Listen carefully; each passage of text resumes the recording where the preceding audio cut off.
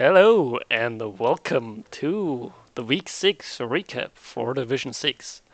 With me is, as always, Organized Crisis. Hello. He's totally not eating right now and has his full attention to the screen. Yeah. And, well, to balance it out a little bit, I thought, well, we might as well get another guest in.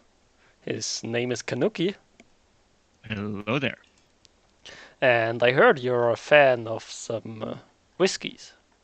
Yes, I'm enjoying one now in order to relax me on this, my first recap. Excited. Very excited. Well, I can tell you from experience, there's no reason to be excited. Half the time it's me talking to myself anyway. We must have an audience of at least 9 coaches. Well, I think you overestimate the audience, but well, let's take a look at your team. Let's start out with your team. All right. So you got the bye week win. Yeah, it was a handy timing for the bye week this time because you'll remember from last week when you had Pino on that he messed up my team a bit. Only a little bit. A few dents, a couple of MNGs, and a death to a killer. But my team needed a trimming anyway, and it was as good a time as any to rearrange a few things and try to focus some MVP and other SPP on a few players that needed it. So the Snowball Force still going strong. Yep, and he's now my only ball carrier. That was one of the surgical removals that my previous developed ball carrier, Glenn Geary, had to be retired because I was carrying way too much SPP on ball carrying goats without having critical skills on the rest of the team. And and then losing both, or actually all 3 tackle pieces to deaths in the first 5 games sort of cemented the need to sort of have a bit of a rebuild. I mean, I would be sorry, but you're playing Chaos after all, so. Dirty chaos. Yeah, killers deserve to die. So, have you found a whiskey called Snowball yet to justify him being there? Actually, that's a good point. I'll have to get in touch with some distillers and find a Snowball branded whiskey but it would only be a 4-year-old whiskey, so that's no kind of whiskey at all. What about Grant?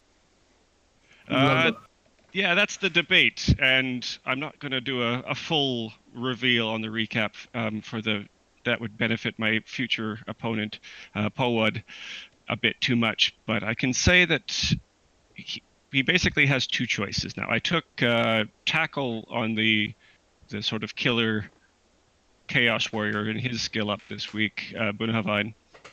But I'm going back and forth between Guard and Mighty Blow. I'm severely outguarded with Povod's team, but maybe I'm still hoping to get more guard on the Chaos Warriors first, and then maybe I can do with only 1 on the Beastman for now, and level up a second killer and with Glenn Grant. Well, I think there are very much the 2 approaches here. You could go with Guard, just to try to even the strength advantage out a little bit. You could also just go all out with kill steal skills and basically rely on you removing your opponent. Since if you won't get any removals, you probably won't be doing too well anyway, even if you have another guard piece. Pretty much that, yeah. And that's my thinking, maybe leaning a bit more towards Mighty Blow, that maybe I can just, instead of having my own guard, just remove a few of his first. But of course, if you want to have 5 guard, you'll need to get the 3rd guard first to ever get some more guard. It's the never-ending circle, isn't it?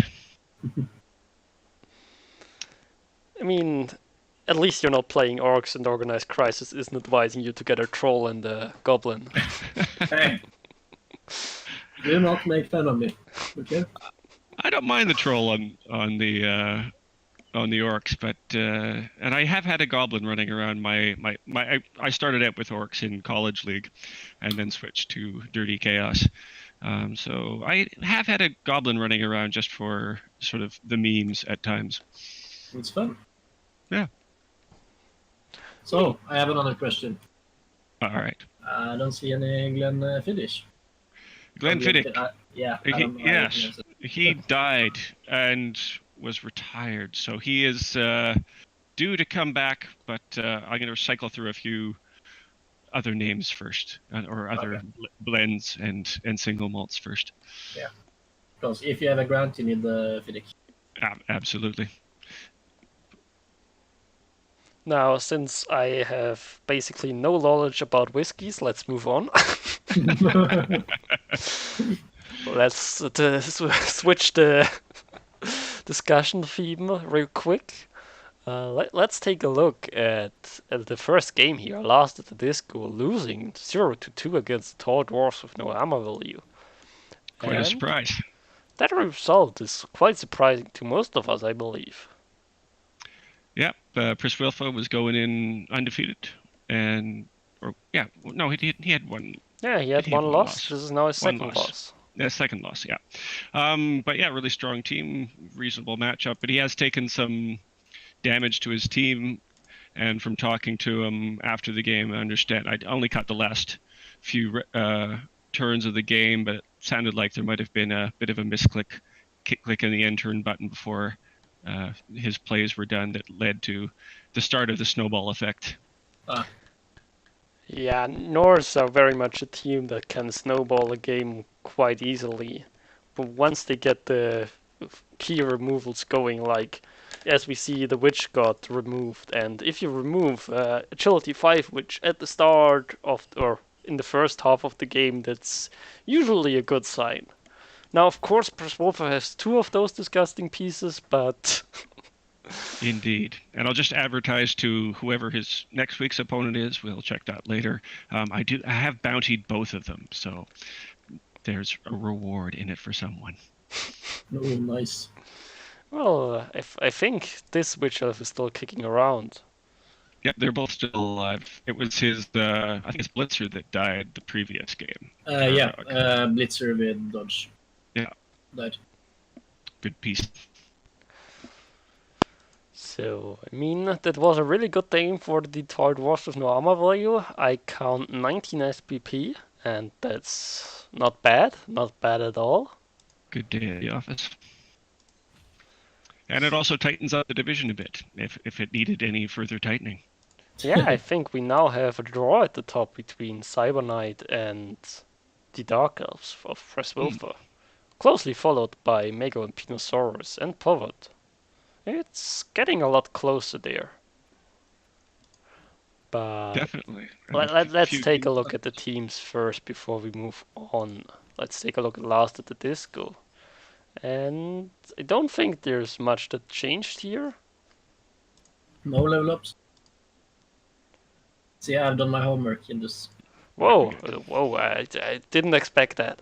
I was surprised that you even showed up, so... And there was a loner lineman, got armor busted. But yeah, and he's still sitting on, 9 players? It's 9 players, yes. Yeah, and 20k in the bank, so that's, yeah, the difficulty with the Delves is the high cost of replacing players when they do die. I mean, Dark Elves are still a team that you can rebuild fairly easily, since the new players, you should be able to level them back up fairly quickly. So I don't think losing a Blitzer here and there hurts them too much. No, they do. That is the benefit. They do level up quickly, but yeah, it's just the cost of having the gold to be able to buy them back in the first place, if it starts to spiral. Yeah, sure. The death spiral can happen to almost any team. Now, let's take a look at the Tall Dwarfs with no armor value. I heard the Yeti had a really good time. Block Yetis are quite good. Let's see. Do we have any level ups here? Harald Freya Yeah. Yeah, he leveled. leveled up. Ah, very good. See, I even noticed that without being prepared. There you go. Sure Hands seems like a very sensible pickup. Mm-hmm. Yeah, it's looking like an excellent ball carrier there. Now, I already asked that question to Pinosaurus last time, but what do you think about Ulfur the Drunk? Fired. I've I been will saying that since the start of the season, but he's still there. And he's got the cash for it. Yeah, I will concur with my good friend and old college Division EU4D mate that, yeah, he needs to go. Yeah. Maybe he will listen to you, but I somewhat doubt it. Do we have any more levels? As you are. But Well, there was a lineman with tackle who died. yeah, I mean, sure, that's not nice, but after all, it's only a lineman with tackle. Yeah, Yeah. and he's got the cash to replace both him and Ulfur the Drunk, so I think he should just go do it. And that Yeti, yeah, on 43 points is looking dangerously close to getting another level soon. What would you give that Yeti if you're talking normals? Pro? Grab, maybe? Pro isn't a normal, pro is a double. No, his pro is double. Grab No. or stand firm? Yeah, stand firm's not a bad shout. No. It depends a little bit. Now that you get block on him, you can basically use him as a blitzer. So it wouldn't be a bad idea to use the break tackle or give him a break tackle. I'm not a big fan of break tackle on loner big guys. But you get not. Since, It's not that scary to use him.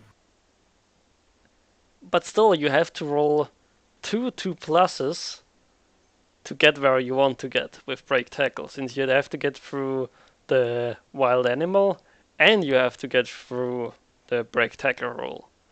And True. that's usually something you don't want to rely on with a loner. That's true. So, I mean, it's definitely a choice you can make. I'm just saying there might be more useful skills, even if he's running a little bit out of normal skills, but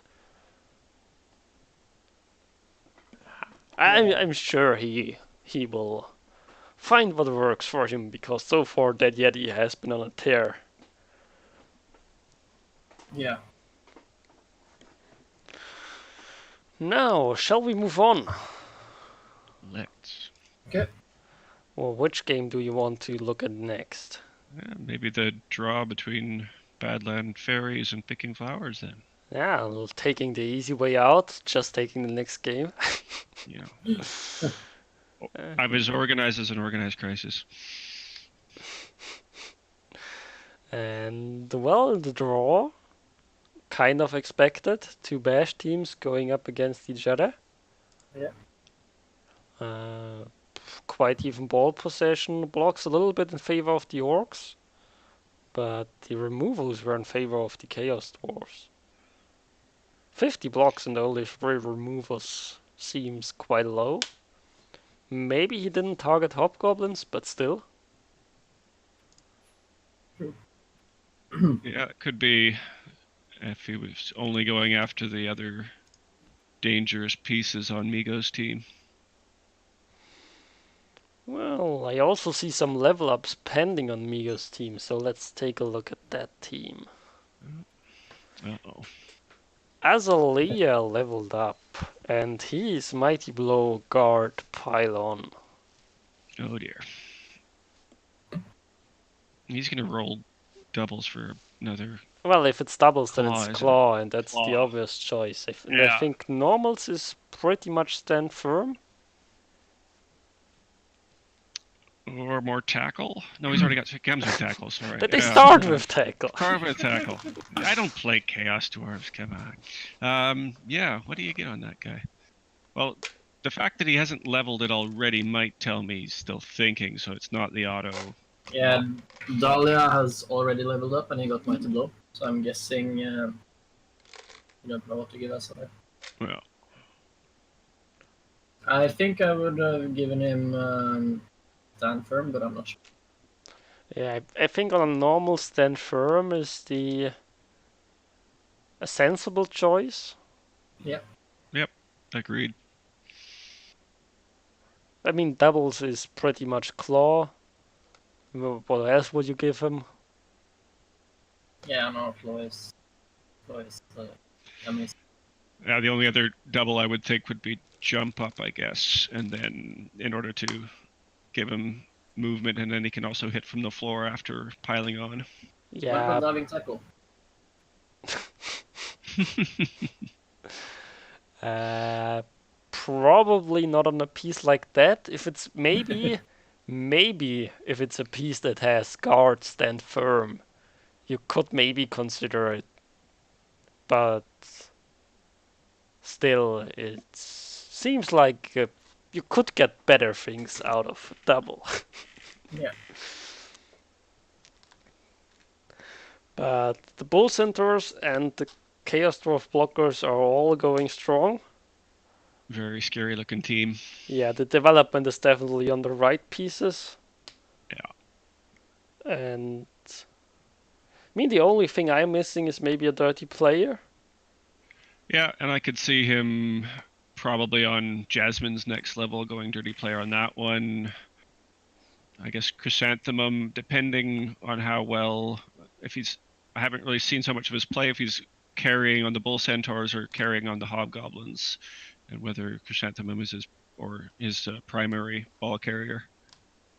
I would guess it's the Hobgoblin because the Bull Centaurs don't have sure hands, but the Hobgoblin does. Yeah, that would be a tell. I'm also curious if Mega knows a flower named Bubba Bighorn. I'm pretty sure that was a pickup from the market, so. Yeah. It's pretty low level to be a pickup from the market, though.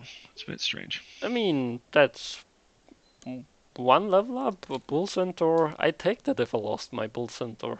Yeah, sure. Yeah, me too. And I could have done a tricky deal like I did. I had a armor busted Black Orc with block, and I traded him against a non-armor busted Black Orc with block. And I had the same amount of SPT for free, and I didn't have to pay anything. That sounds like a dirty deal for somebody. It was on the free market. Yeah, I hope you feel bad for that deal. It kind of screwed up my naming scheme, so I don't know if it was worth it. It's always the downside of going into free agency. Yeah. Oh wait, it wasn't an armor bust; it was an agility bust, by the way. I don't remember. Well, let's take a look at the orcs. Where are they? There they are, the Badland Fairies. And Mr. Prepared, do we have any levels? We have a level on the Tweedledee, the Black Orc blocker.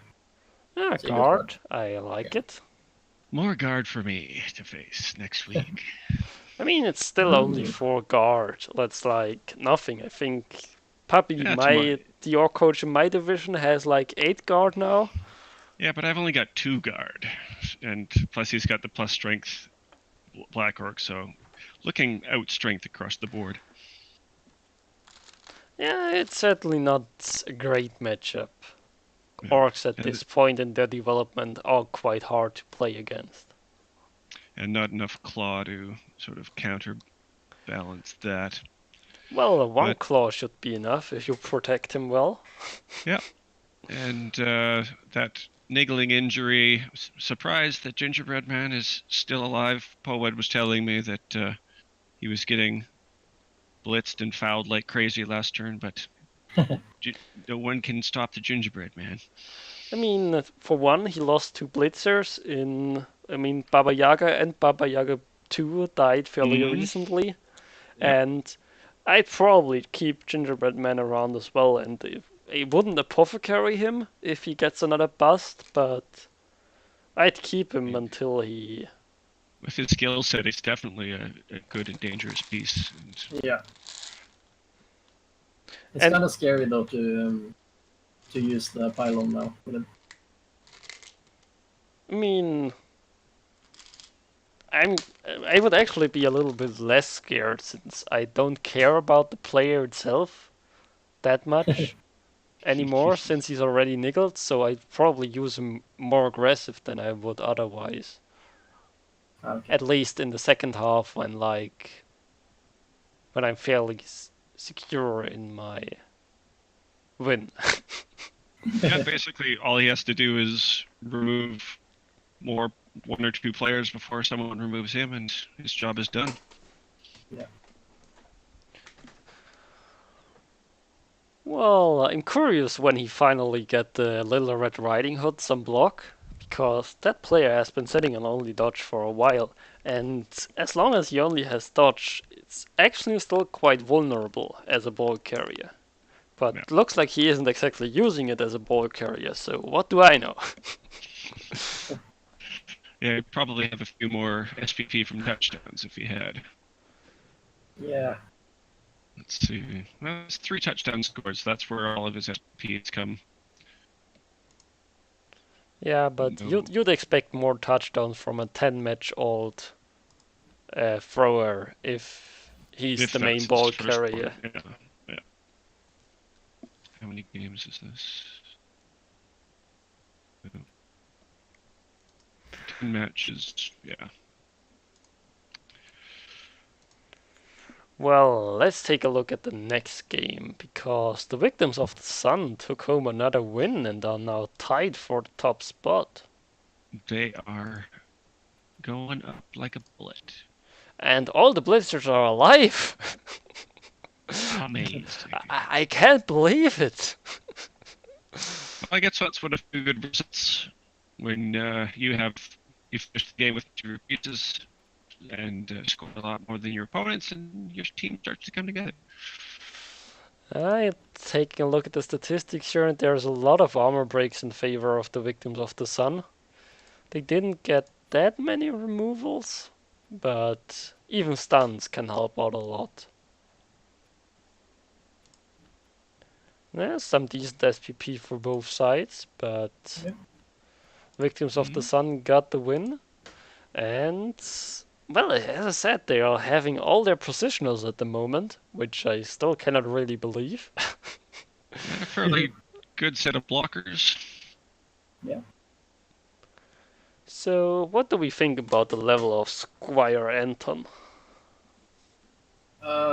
Probably guard if it's a normal, in my opinion. I wouldn't hate tackle either. Having one blocker with tackle is always nice. Yeah, there's with the rats and the elves in our division, a couple tackle pieces would probably be a good way to go. I mean, Yeah. he has his blitzer there with tackle, but you'd always like, if it's easy to get, you always like to have a second tackle piece. Yeah. But he's now sitting at 4 guard pieces. That's actually quite impressive for a red team with this development. Yeah, 1350. That's really I quite nice. mean, Plus strength on Patrick. I guess that's a side effect when all the good blitzers keep on dying. And I guess you're not missing the Agi bust too much on Brown if all he's doing is Yeah, you use being him. annoying. Yeah, you use him, put him in the dangerous spots, and if he dies, he dies. But you're not looking to dodge him out or anything. So the Agi bust doesn't really matter there. No. Yeah, team rocking strong, bringing in the results. Let's see how long he can keep his positioners alive, and yeah, Yeah, I think this is one of the dark horses contenders now for the playoff spots, definitely. yeah, especially with a certain Dark Elf coach stumbling over his end turn button. But let's take a look at the Divine Light Templars. Oh, one of the strength pieces leveled and you rolled a double. Oh. that's a weird piece to have on an elf team. A strength 4 guard piece. Yeah. Yikes. Like That's a bit of a, I'm not saying no to it, but yeah, a couple of Frankenstein linemen there for sure. I Yeah, mean they're awesome level. that's true, but I'd actually rather have block as a second level on a strength 4 piece on elves. Like sure the guard is great, but Mm. I'd probably prefer it as the third level up and get block before, because a strength 4 lineman who doesn't have any skills but guard isn't exactly reliable. You can't say no to a double Yeah, Viox. I'm not saying I wouldn't Mm. take it. I'd just say I'd rather have it later. Yeah. Sometimes Nuffle gives you the gifts when you don't want them, but you don't say no to Nuffle. Yeah, because the one time you say no to Nuffle, it immediately fires back and terrible things happen. Yeah. Absolutely. So, any levels besides the guard there? No. Only the Taranduil Kuyayan. Exactly. Yeah. Well, I'm glad that the team isn't the one-man show it was at the start of the season with only Templar. Yeah, he's added new stat freaks to the mix. Yeah. Yeah, now I believe this team is now sitting at the 3-0-3 record, which is still very much in contention for a playoff spot, only 3 points behind the first place. So everything's still in it, even with losing against Cyber Knight. Mm-hmm. Then next up, there's the bye week win. As if we already talked about it earlier, but I'm sure it was a rough game. Yep, I'm just managed to squeak it right at the end. And the last game of the week was a little bit of a weird one because concede happened, and here in Rebbl it's actually against the rules to concede a game if it's not because you only have less than 3 players left at setup. So yeah, we had a stern talking to the coach of the animals, Mixedly, and he will continue playing, but we sure hope you won't do it again. Because it sucks when you schedule a game, take out 2 hours of your schedule, maybe even cancel something or move stuff around just to play half a game and then the opponent concedes and leaves. Yeah. Yeah, it's unfortunate, but good to hear that Mixley's staying in the league, because having already lost Niles early on in the season, we wouldn't want to be going to 2 bye weeks already by this stage. Yeah, I'm still curious what happens when 2 bye-week teams match each other. Well, MVP for everybody. I hope we won't find out. No. Should we have a look at Redskin Cracker Records first? Yeah, sure. They managed to turn over their opponents, the humans, which was the reason why the human coach didn't exactly enjoy the game. And they got some decent SPP out of the game. Yeah, a few casualties. Spike 3 continuing. I'm still having PTSD from the previous week. Continuing to cause massive damage all over the place. Yeah, there are actually quite a lot of players who got traded over the market to their teams in this division. As is Spike 3, he got traded in as well.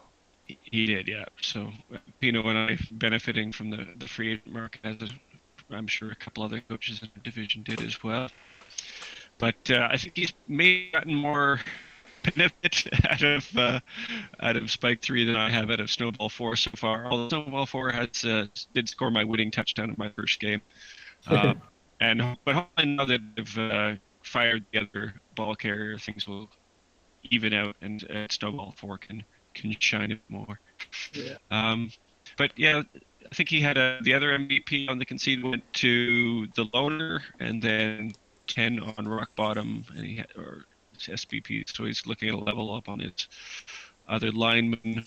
I'm sure he would have rather had it on clone goldfish 3 to get some SBP levels jumping on that piece, but they're gutter runners. They'll be fine. Yeah, Yeah. you gutter runners aren't the pieces you have trouble leveling. No. And I mean, getting another, say, wrestle lineman doesn't hurt. No. And hardtack, his other killer, is almost as dangerous as Spike 3, so those two together can really cause some serious pain. Yeah, they are the spine, the backbone of the team, the two vermins. And take it from me, other G-Man6 coaches, don't let them have enough inducements. Also get Galart, because your team will be in shreds. Talking from experience. Talking from experience. Thanks, King Cop.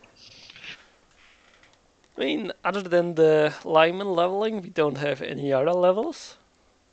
But as we said, team is still working strong. That's a really strong Skaven team. At least as long as the vermin stay alive. Yeah, and he's got cash to buy some bench now, a couple more linemen, so he should be good to go. Yeah.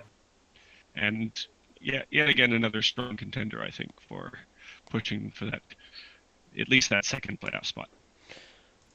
Yeah, there are 2 playoff spots in this division, so... And 3-1 is a strong record, only 1 point behind the first place. Everything's still open. Well, yeah, almost any coach here can probably still make a run for the playoffs, since even Mixley's humans are only 6 points behind first place. Yeah, it all depends on, I guess, how the next games in this the regular round robin go, and then how our matchups in the Swiss portion will be decided. I have I wouldn't say pleasure, but all of my remaining games are against some of the top coaches, first Poad and Presswolf, and then Migo to finish.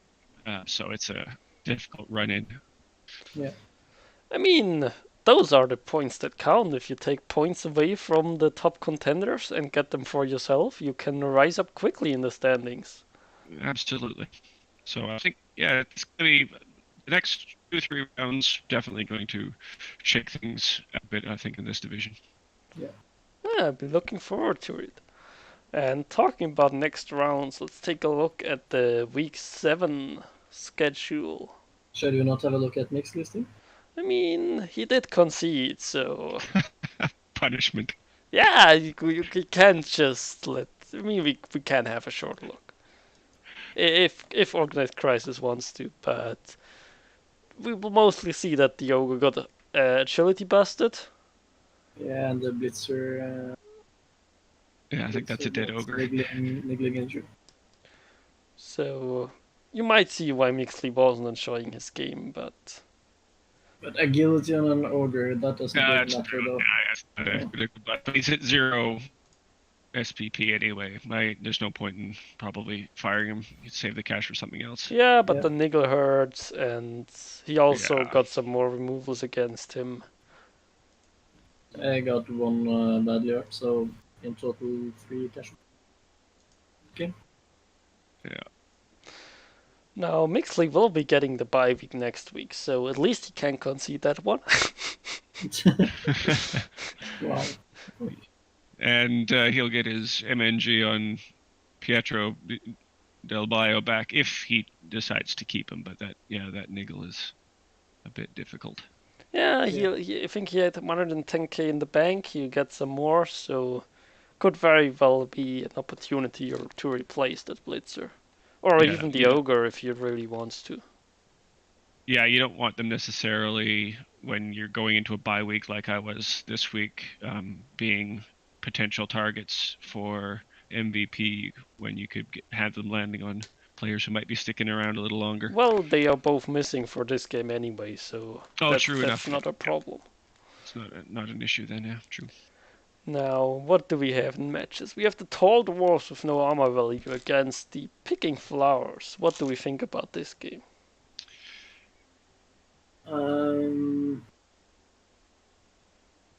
I'm gonna give it to Picking Flowers. Yeah, I would agree there. Migo's got a pretty steadily deadly team. Yeah. But the Yeti foe. If the Yeti goes wild and removes a few blockers. Yeah, but those bull centaurs and then some of his killer chaos dwarves. Ooh. They do have a strength 5 bull centaur. Well, nobody expected him to win against Press Wolfer either, so I'm going with him this time. All right. Next up, we have the Divine Light Templars against Last Disco, the Elf Off. The elf off. How will this one go? I'm gonna give it to Divine Light Templar. Ooh, interesting. I am sticking more with... guard and a couple of strength 4 and stuff, so... Yeah, but... the strength advantage doesn't matter that much in the Elf Off. I think the agility 5 matters much more. Yeah, I think if Press gets his witches working like they can, especially when they're working in tandem, knocking down the ball, grabbing the ball, stealing the ball, handing it off, and then running away, he can turn over a lot of teams. But we haven't really seen him against Agi yet, so it'll be interesting how that one will go. I'm going for a draw. Well, all results there for that game, so one of us will have to be right. Then we have your games against the Badland Fairies. How confident are you? I'm shaking in my boots.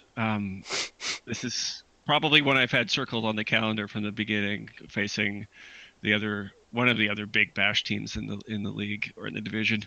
I'll be happy with a draw, but it could really come down to how the first couple rounds go in terms of removals, and how the dice go in terms of injuries and CAS. So I'm confident, but I still think that Paul Wood's a good coach and has a slightly more together team at this stage in their development. So we'll see how it goes. Yeah, that's the thing. His team is, I think, he's better in bashing than you because he got more guard. But on the other hand, you have one fantastic ball carrier. And the speed advantage or movement advantage with agility and stuff like that. So you could do some trickery outplay there. Yeah, if I could stop him from scoring, that's the only way I win. Yeah. I'm very much of the opinion either you manage to remove some orcs or you will lose the game. Yeah, and so if Claw has been as pillow-handed as it has for most of my season thus far, it won't be a good day at the office. Well, you're playing Chaos, so I can't really say I'm rooting for you, but I'm sure you will do your best. I will try. I always do. I think you're gonna win this one, Kanuki. All right, thanks. Then we have Redskin Cracker Wreckers against the Victims of the Sun, and that's a really hard one to predict. Yeah, this will be a fun one to watch for sure. I'm gonna have to support Pinosaurus on this one, even though Victims of the Sun Cyber has been really on a move in this division. Maybe his time in the sun will come. I mean, the only thing I can say for sure in this game is that one of the Brett's positionals will die and be retired. Spike 3 will do his things. But no idea how the result will play out. That could go either way, and... Absolutely. I'm gonna say it's a draw. Well, I think that's it. I think we got through it all. Only took us 40 minutes. Thank you for being here, Organized Crisis, as always. A pleasure having you. Thank you. And of course, special thanks to our guest here, Kanuki, for joining us and teaching us a little bit about whiskey. Thanks for having me. Look forward to connecting with you guys again. And if you find a whiskey called Snowball, let us know. I'm on the lookout. My mission is clear. Okay, then, guys, until next week, have some good matches, and we'll see you then. See ya. Goodbye. Bye.